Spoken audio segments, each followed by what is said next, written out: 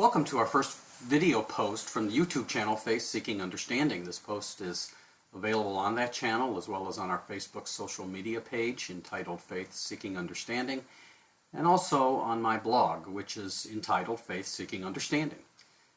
That can be found at allanbevere.com, ALLANBEVERE.com. I want to focus this first video post on a topic of faith seeking understanding. What does that mean? The phrase comes from a quote from St. Anselm, the Archbishop of Canterbury, who lived from 1033 to 1109. It comes from his Proslogium, chapter 1, and here is the extended quote. I do not seek to understand that I may believe, but I believe in order to understand. For this also I believe, that unless I believed, I should not understand. What does Anselm mean in saying that faith seeks understanding?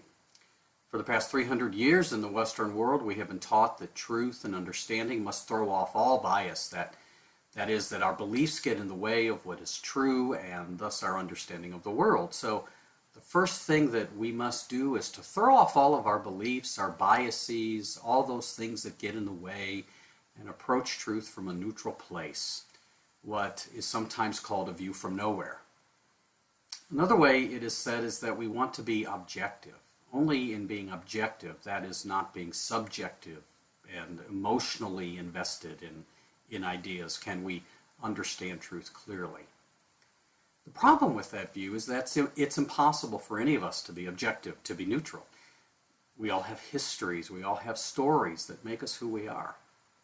Those stories instill in all of us beliefs about the world and presumptions about what is true, and we seek to understand through the lenses of our beliefs. And so what Anselm is saying is that every human being seeks truth, seeks to understand through the lens of some kind of faith, whether that faith is as a Christian or a Muslim or a Hindu, and yes, an atheist. We look at everything through the eyes of some kind of faith. For Anselm, faith comes from understanding.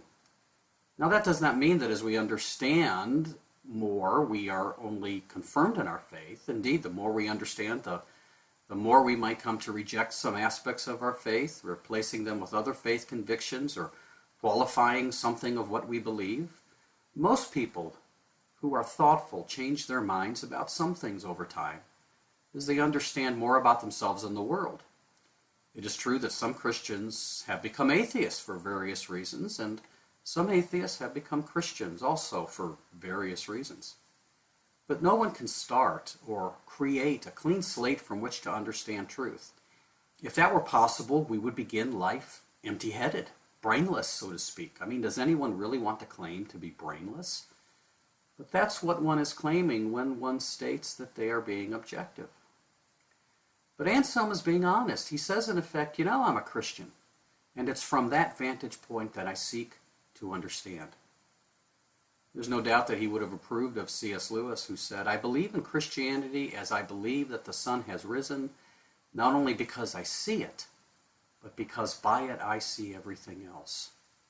What I say about myself is that I'm a Christian because it best makes sense of the world. I'm a Christian, I tell others, because I believe Jesus has been raised from the dead, and I have reasonable reasons for that belief, and I see everything through the lens of his new life. Anselm's perspective helps us to avoid two extremes that we see in the church and in our culture today. The first extreme is fideism, and the second is rationalism. Fideism is all too prevalent in the church today. Fideism is the belief that faith and reason are incompatible with each other. Indeed, they're hostile to each other. Christians who embrace fideism embrace ignorance as a virtue. They fear the inquiries of science and other disciplines as challenges to the Christian faith, and so they seek to shelter themselves and others from those things that can, in their view, destroy someone's Christianity. True Christian faith for Fideus is anti-intellectual. But Anselm's dictum reminds us that faith does not seek ignorance, but understanding. If all truth is God's truth, then Christian faith seeks to understand and know the truth wherever it is found. Ignorant faith may still be faith, but it is not well-formed faith.